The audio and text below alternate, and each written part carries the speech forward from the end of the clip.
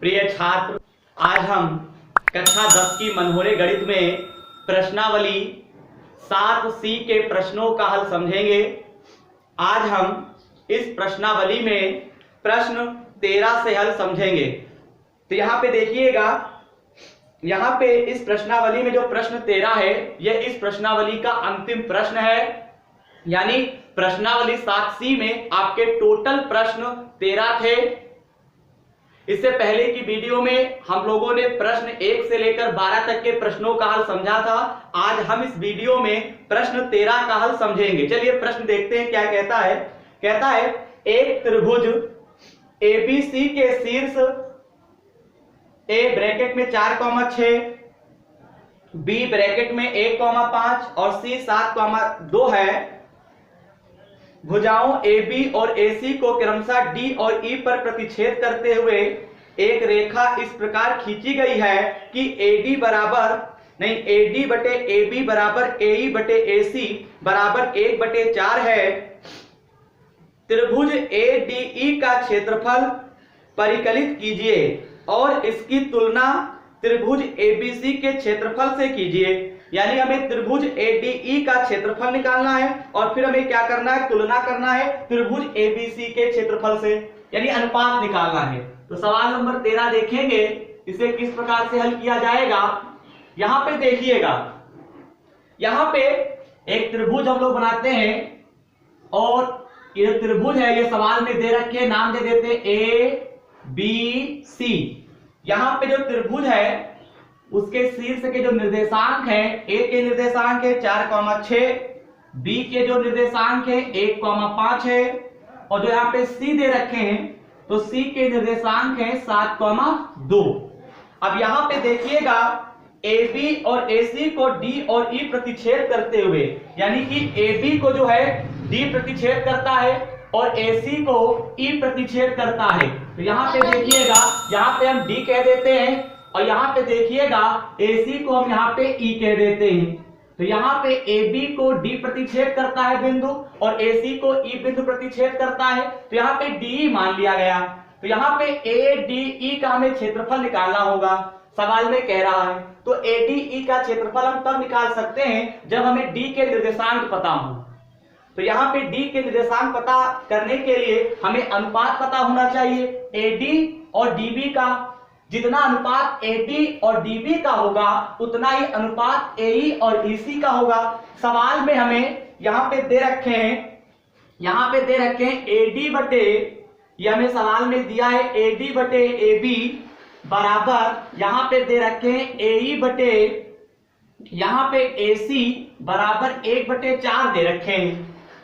ठीक है, तो आप अब क्या करेंगे, यहाँ पे आप कोई एक भाग ले लीजिए। यानी कि अगर हम बात करें तो यहाँ पे AD बटे हम AB ले लेते हैं, क्योंकि इस भाग को हम हल करेंगे, जितना अनुपात आएगा वही अनुपात आपका AE बटे EC का होगा। कोई इन दोनों में से किसी एक को आप ले लीजिए। तो यहाँ पे AD बटे AB को हम ले लेते हैं। तो AD बटे AB बराबर हम लिख सकते हैं 1/4, क्योंकि AD बटे AB जो है ये भी 1/4 के बराबर है। AE बटे AC के बराबर में भी 1/4 है। तो यहाँ पे हम AD बटे AB बराबर 1/4 हमने लिख लिया।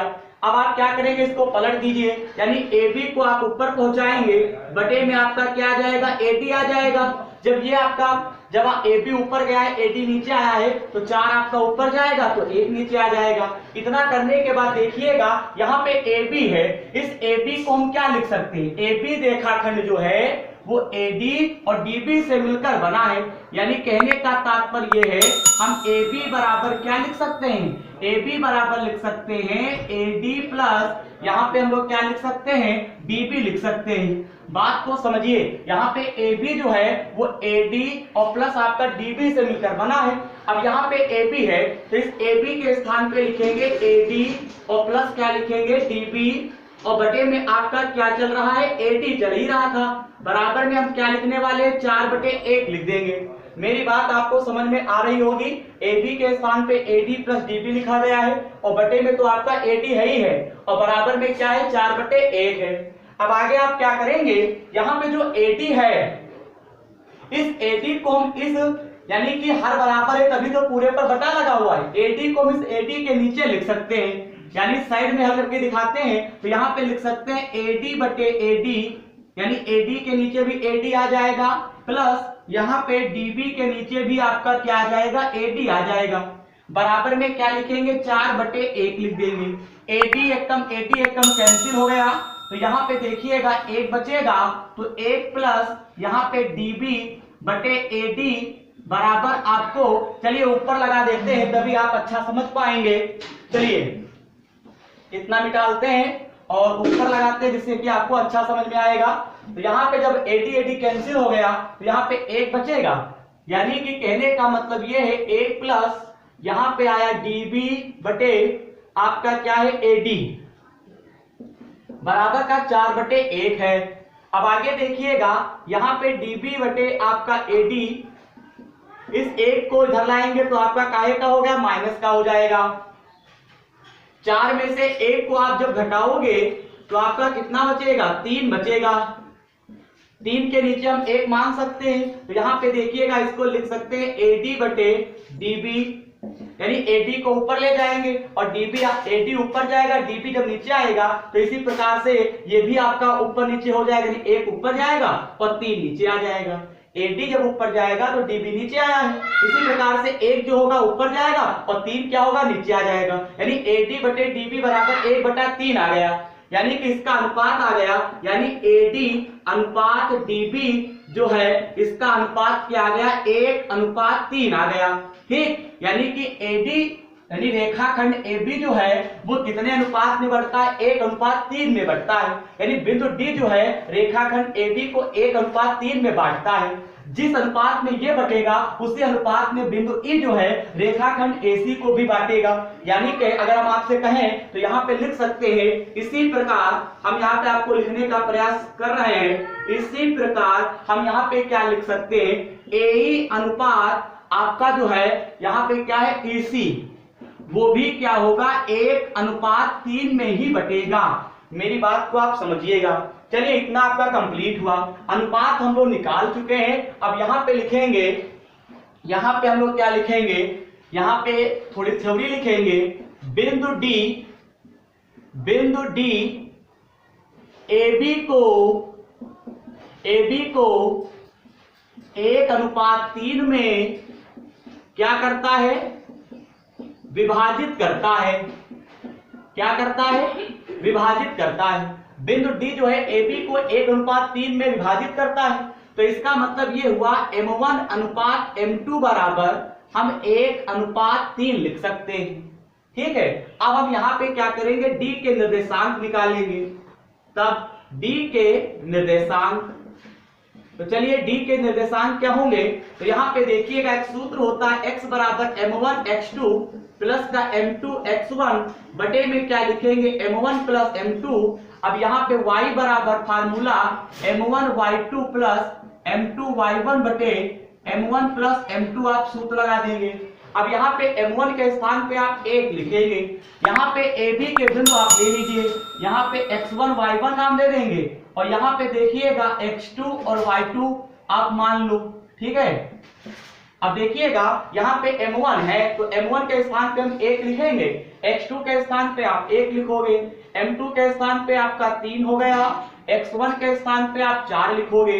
एक बार चेक करते हैं, M1 के स्थान पे 1, x2 के स्थान पे 1 हो गया, M2 के स्थान पे 3, x1 के स्थान पे आप 4 लिखोगे, यहाँ पे 1 प्लस आप 3 लिखोगे। 1 एक्के में 3 चक्कू 12 हो गया, बटे में 3 और 1 कितना होता है, 4, यानी कि 12 और 1 जोड़ दो तो 13/4 हो गया, यानी कि x का मान हमें 13/4 प्राप्त हुआ। अब हम y का मान निकालेंगे, तो यहाँ पे देखिएगा M1 के स्थान पे तो 1 लिखोगे, y2 के स्थान पे आप 5 लिखोगे, M2 के स्थान पे आप 3 लिखोगे, y1 के स्थान पे आप क्या लिखोगे, 6 लिखोगे। y2 के स्थान पे 5, M2 के स्थान पे आपका 3, y1 के स्थान पे 6 और यहाँ पे 1 प्लस 3 तो आपको लिखना है। यहाँ पे जब आप हल करोगे तो 5 एकम 5, 6 त्रिक 18 बटे में 4 जोड़ दीजिए तो 18 और 5 कितने होते हैं, 23 होते हैं, यानी y का मान निकल के आया 23/4। तो यहाँ पे देखिएगा बिंदु डी के निर्देशांक जो निकले हैं, यानी x का मान हमें कितना प्राप्त हुआ है 13/4, y का मान हमें 23/4 प्राप्त हुआ है।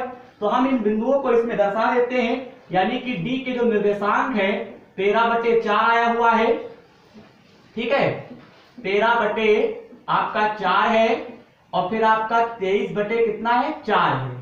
यहाँ पे मैंने लिख दिया हुआ है डी के निर्देशांक 13/4 और 23/4 हो गया। अब हमें क्या करना है, इसी प्रकार से हमें ई के डी निकालना है। तो यहाँ पे लिखेंगे, उसी के आगे आप हल करोगे, लिखोगे बिंदु ई जो है AC को, यानी AC को 1:3 में विभाजित करता है, तो यह M1/M2 बराबर 1:3 हो जाएगा। और यहाँ पे लिखेंगे तब बिंदु ई, तब ई के निर्देशांक सूत्र आप लगाओगे, तो यहाँ पे AC के आपको क्या करना होगा, बिंदुओं को लेना होगा। तो यहाँ पे AC को पहले आप x1 y1 मानो, यानी कि AC आपका यहाँ पे दे रखे हैं, तो यहाँ पे देखिएगा हम लोग x1 y1 मानेंगे, क्योंकि हमें ई के निर्देशांक ज्ञात करना है, और C को x2 y2 मान लिया गया। तो यहाँ पे देखिएगा M1 के स्थान पे हम लोग क्या लिखेंगे, 1 लिखेंगे, x2 के स्थान पे आप क्या लिखोगे, 7 लिखोगे। यहाँ पे M2 है तो M2 के स्थान पे 3 हो गया, x1 के स्थान पे आप 4 लिखोगे, बटा लगा देंगे, M1 प्लस M2 है तो 1 प्लस आपका 3 हो गया, 7 एकम 7 करो, 4 12/4 हो गया, बराबर में 12 और 7 कितना होता है 19/4, यानी कि x का मान हमें 19/4 प्राप्त हुआ। x का मान 19/4 प्राप्त हुआ। अब यहाँ पे y बराबर निकालेंगे, y बराबर जब निकालोगे तो यहाँ पे देखिएगा M1 के स्थान पे क्या लिखेंगे, M1 का मान 1 है, और यहाँ पे Y2 का मान कितना है, Y2 का मान आपका 2 है, यहाँ पे M2 का मान 3, Y1 के स्थान पे क्या लिखेंगे 6 लिखेंगे, यहाँ पे 1 प्लस आपका 3 हो गया, यहाँ पे y बराबर 2 एकम 2 क्षेत्र का 18/4 हो गया, यहाँ पे 18 में आप 2 जोड़ोगे तो 20/4 हो गया, यानी y का मान आपको यहाँ पे काट दो, 4 एकम 4, 4 पंचे 20 यानी 5, y का मान हमें 5 प्राप्त हुआ है। यानी कि ई के जो निर्देशांक हमें प्राप्त करने थे, तो उसमें x का मान हमें 19/4 प्राप्त हुआ है और y का मान हमें 5 प्राप्त हुआ है। यानी कहने का मतलब ये है, तो यहाँ पे हम लोग क्या करेंगे, बिंदु ई के जो निर्देशांक होंगे हम वो लिख सकते हैं, यानी 19/4 हो गया, और यहाँ पे हम लोग क्या लिखेंगे 5 लिखेंगे। इस प्रकार से बिंदु ई के निर्देशांक ज्ञात हो चुके हैं। अब हम लोग क्या करेंगे, क्षेत्रफल निकालेंगे, यानी क्षेत्रफल निकालने के लिए ADE का क्षेत्रफल निकालेंगे, और फिर क्या करेंगे ABC का क्षेत्रफल निकालेंगे, ठीक है। फिर देखते हैं आगे क्या करना होगा। देखिएगा हमें बिंदु डी और ई के निर्देशांक प्राप्त हो चुके हैं। अब हम यहाँ पे क्या करेंगे, ADE का क्षेत्रफल निकालेंगे। तो यहाँ पे लिखेंगे क्या, वो देखिए, तो यहाँ पे आप लिखेंगे एरिया ऑफ त्रिभुज ADE बराबर 1/2, आप सूत्र लगा देंगे, x1 ब्रैकेट में आप क्या लिखेंगे y2 माइनस y3 प्लस का यहाँ पे x2, और ब्रैकेट में आप क्या लिखोगे वो देखिए, यहाँ पे लिखोगे y3 माइनस y1 और प्लस का आपका x3 y1 माइनस y2। यहाँ पे आप फार्मूला लगा देंगे। यहाँ पे एरिया ऑफ त्रिभुज ADE है, इसका मतलब ये हुआ त्रिभुज ADE का क्षेत्रफल। अब यहाँ पे देखिएगा ADE जो है, यहाँ पे आप मान लो, यानी x1 y1 a वाले को माना गया है, और यहाँ पे d वाले को क्या करेंगे वो देखिएगा, यहाँ पे x2 यहाँ पे और y2 कह देंगे, ठीक है, और यहाँ पे क्या कहेंगे x3 और y3 कह देंगे। तो यहाँ पे देखिएगा x1 के स्थान पे हम लोग क्या लिखेंगे 4 लिखेंगे, y2 के स्थान पे हम लोग क्या लिखेंगे, यहाँ पे 23/4 हो गया, y3 के स्थान पे आप 5 लिखोगे, x2 के स्थान पे आप क्या लिखने वाले हैं, यानी कि x2 का मान यहाँ पे 13/4 है, यहाँ पे y3 है, y3 के सामने आप 5 लिखोगे, y1 के सामने आप 6 लिखोगे, यहाँ पे प्लस, फिर आगे देखिएगा हम लोग क्या करेंगे, यहाँ पे x3 है तो x3 के सामने आप 19/4 लिखोगे, y1 के सामने आप 6 लिखोगे, y2 के सामने आपका क्या लिखना होगा, यानी 23/4 आपको लिखना होगा, ठीक है।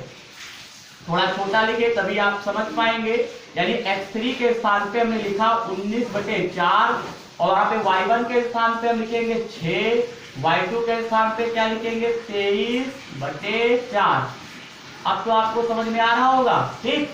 अब यहाँ पे देखिएगा 1/2, यहाँ पे इसे हल करेंगे, तो यहाँ पे 4 की गुणा 5 से करेंगे, तो 23 माइनस 4 पंचे 20 बटे में आप 4 लिख देंगे, ठीक है। प्लस का निशान लगाएंगे, 13 बटे आपका 4 है, ठीक है। और यहाँ पे 5 में से 6 को घटाओगे तो आपका माइनस का 1 बचेगा, ठीक है, लिख देते हैं। यहाँ पे प्लस निशान लगा दीजिए, 19 बटे 4 आ गया। यहाँ पे गुणा करो तो यहाँ पे देखिए गुणा करते हैं 4 की गुणा 6 से, तो 4 छंग 24 माइनस का 23 बटे 4 हो गया। अब यहाँ पे देखिएगा 1 बटे 2 और यहाँ पे 4, 23 में से 20 को घटाओगे तो आपका 3 बटे 4 आ जाएगा। फिर यहाँ पे क्या लिखेंगे, प्लस माइनस माइनस, यानी 13 बटे आपका 4 हो गया। यहाँ पे 19 बटे आपका 4, 24 में से 23 को घटाओगे तो 1 बटा 4 आ जाएगा। अब आगे देखिएगा 4 से 4 कैंसिल हो गया। अब यहाँ पे देखिएगा, यहाँ पे आप एक काम करो, 1 बटे 2, यहाँ पे आपका 3 माइनस का 13 बटे आपका 4 है और यहाँ पे प्लस का निशान, 19 से कम 19 बटे आपका 16 हो जाएगा, ठीक है। यहाँ पे आपका 23 में से 20 गया तो 3 बचेगा, बटे में 4 है, प्लस माइनस आपका माइनस हो जाएगा। यहाँ पे 19 बटे 4, 24 में से 23 को हटाओगे तो प्लस का 1 बचेगा, 1 बटा 4 हो गया, 4 4 कैंसिल, 3 बचेगा, माइनस 13 बटे 4 प्लस 19 से कम 19 बटे 16 हो गया।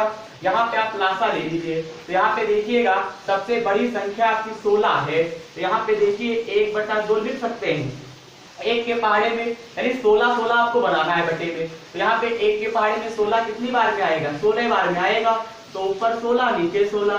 4 के पहाड़े में 16 आपका 4 बार में आएगा, 4 ऊपर नीचे 16, क्योंकि 4 चौथू 16 होता है, जितनी बार में आएगा ऊपर 4 लिख देंगे, बटे में 16 और प्लस का क्या लिखेंगे, 19 बटे 16 हो जाएगा। अब हम साइड में हल करेंगे, तो यहाँ पे देखिएगा, यहाँ पे लिखेंगे हम लोग 1 बटे 2, ठीक है। यहाँ पे क्या है, 16 यहाँ कितना होता है 48 माइनस 13 चौको कितना होता है 52, प्लस यहाँ पे क्या लिखेंगे 19। 16 को हम क्या करेंगे, एक बार लिख लेंगे। यहाँ पे आप इसको हल कीजिए, तो यहाँ पे 48 और 19 जोड़ लो प्लस वाले, जब जोड़ोगे तो कितना होगा, 9 8 17 का 7 मिलाया 1 4 1 5 और 1 67 हो जाएगा। 9 8 17 का 7 67 हो गया। 67 में से आप 52 को हटा दीजिए, 7 में से 2 गया, 5 बचेगा, 6 में से 5 गया तो 1 बचेगा, ठीक है, 15 बचेगा, यानी कितना आया 15 बचेगा। तो 15 ये काहे का होगा, प्लस का होगा, क्योंकि 67 आपके प्लस के थे। तो यहाँ पे ऊपर आप क्या लिखेंगे, 15 लिखेंगे, बटे में तो आपका 16 चल ही रहा था, कटेगा है नहीं, तो यहाँ पे 15 बटे हम क्या लिख देंगे, 32 लिख देंगे। यानी ADE का जो क्षेत्रफल था वो हमें कितना प्राप्त हुआ है, वो यहाँ पे लिख देते हैं, एरिया ऑफ त्रिभुज ADE बराबर हमें कितना प्राप्त हुआ है, 15 बटे 32 प्राप्त हुआ है। यहाँ पे मात्रक लिख देते हैं वर्ग इकाई, यानी कि हमें ADE का क्षेत्रफल सवाल में कह रहा था निकालो, तो यहाँ पे हमें कितना प्राप्त हुआ है, 15 बटे 32 प्राप्त हुआ है, 15 बटे 32 प्राप्त हुआ है। अब हम क्या करेंगे, आगे का देखिएगा, 15 बटे 32 हमें प्राप्त हुआ है, यानी ADE का जो क्षेत्रफल है 15 बटे 32 प्राप्त हुआ है। अब हम लोग क्या करेंगे, हमें निकालना भी था सवाल में, अब हम लोग ABC का क्षेत्रफल निकालेंगे। चलिए अब हम लोग ABC का क्षेत्रफल निकालते हैं। 15 बटे 32 जो है वो ADE का क्षेत्रफल हमें प्राप्त हुआ है। चित्र के अंदर हमने लिख दिया है, जिससे कि आपको समझ में आ जाए, समझने में कोई दिक्कत ना हो। चलिए अब हम लोग ABC का क्षेत्रफल निकालते हैं। तो यहाँ पे देखिएगा, सूत्र आप लगाओगे वही लगेगा, बस केवल नाम चेंज कर देते हैं, यानी मान लेते हैं यहाँ पे ABC हो गया, यहाँ पे सूत्र भी वही लगाना है। यहाँ पे x3 y1 minus y2 bracket बंद कर दीजिए। यहाँ पे ABC को आप क्या मानोगे, x1 y1 x2 y2, और फिर यहाँ पे क्या करोगे, x3 और y3 कह दोगे। अब यहाँ पे देखिएगा, हम इनको इसमें सूत्र में रखेंगे, तो 1 बटा 2 है, x1 है, x1 के सामने हम 4 लिखेंगे, y2 के सामने कितना लिखोगे, 5 लिखोगे। अब यहाँ पे y3 है, y3 के सामने आप 2 लिख दोगे। यहाँ पे x2 है, तो x2 के सामने आप 1 लिखोगे। y3 के सामने कितना है आपका, 2 है। y1 के सामने कितना है आपका, 6 है, यहाँ पे आप 6 लिख देंगे। यहाँ पे आपका प्लस का x3 होगा ना सूत्र में, x3 के सामने आप क्या लिखेंगे, यहाँ पे आप 7 लिखेंगे। y1 के सामने 6, y2 के सामने आपका 5 हो गया। एक बार चेक कर लो, x1 के स्थान पे 4 है, 4 लिखा है, y2 के स्थान पे हम यहाँ पे 5 लिखेंगे। y3 के सामने y3 कितना है, 2 है, तो यहाँ पे x2 के सामने आप कितना लिखोगे, 1। यहाँ पे y3 के सामने कितना लिखोगे, यहाँ पे y3 है, y3 के स्थान पे 2, y1 के सामने कितना लिखोगे 6, x3 के सामने कितना लिखोगे 7, y1 के सामने 6, y2 के सामने 5। सही है। अब इसे सॉल्व करो, ठीक है। 5 में से 2 को घटाओगे 3 बचेगा, 3 की गुणा 4 से करोगे 12 हो गया। 6 में से 2 को घटाओगे 4 बचेगा, माइनस का 4 एकदम 4 हो गया। 6 में से 5 घटाओगे 1 बचेगा, 7 एकदम 7 प्लस का निकलेगा। अब आगे देखिएगा, प्लस प्लस जोड़ लो, यानी 12 और 7 19 होते हैं। 19 में से 4 को घटाओगे तो प्लस का 15 बचेगा, 15 एकदम 15। यानी कहने का मतलब ये है, अगर हम आपसे कहें तो एरिया ऑफ त्रिभुज एबीसी बराबर हमें कितना प्राप्त हुआ है 15/2 वर्ग इकाई हमें प्राप्त हुआ है। अब हमें क्या करना है, इससे तुलना करनी है। तो यहाँ पे देखिएगा 15/2 प्राप्त हुआ है। कितना प्राप्त हुआ है 15/2 प्राप्त हुआ है। अब हम लोग क्या करेंगे, यहाँ पे भाग कर देंगे। यहाँ पे हम लोग भाग कर देंगे, यानी कि कहने का मतलब ये है, यहाँ पे आपका त्रिभुज जो था यानी एरिया ऑफ त्रिभुज एडीई का बटे यहाँ पे क्या लिखेंगे एरिया ऑफ त्रिभुज एबीसी एडीई का मान हमें 15/32 प्राप्त हुआ है। कितना 15/32, एबीसी का मान हमें 15/2 प्राप्त हुआ है। तो यहाँ पे देखिएगा पास पास दूर दूर हम गुणा कर देंगे, यानी यहाँ पे लिखेंगे 15 गुणे 2 बटे में क्या लिखेंगे 15 गुणे आपका क्या हो जाएगा 32 हो जाएगा। 15 कैंसिल हो गया, यहाँ पे काटो तो यहाँ पे आपका 2/32 प्राप्त हुआ। 2 एक कम 2, 2 16 32, यानी 1/16 आ गया। यानी कहने का मतलब ये है, यहाँ पे एरिया ऑफ त्रिभुज एडीई अनुपात एरिया ऑफ त्रिभुज एबीसी बराबर क्या अनुपात आया है 1:16, यानी कि इन दोनों का जो अनुपात हमें प्राप्त हुआ है 1:16 प्राप्त हुआ है। ठीक है, यही हमें इस सवाल में ज्ञात करना था। इस प्रकार से सवाल नंबर 13 का हल कंप्लीट हुआ, यानी प्रश्नावली 7C में आपके टोटल प्रश्न 13 थे। इस प्रश्नावली का अंतिम प्रश्न सवाल नंबर 13 था, जिसका हल हमने आपको कंप्लीट करवा दिया है। अब आगे की जो प्रश्नावली है उसका जो हल होगा उसे हम आपको अगली वीडियो में समझाएंगे। धन्यवाद।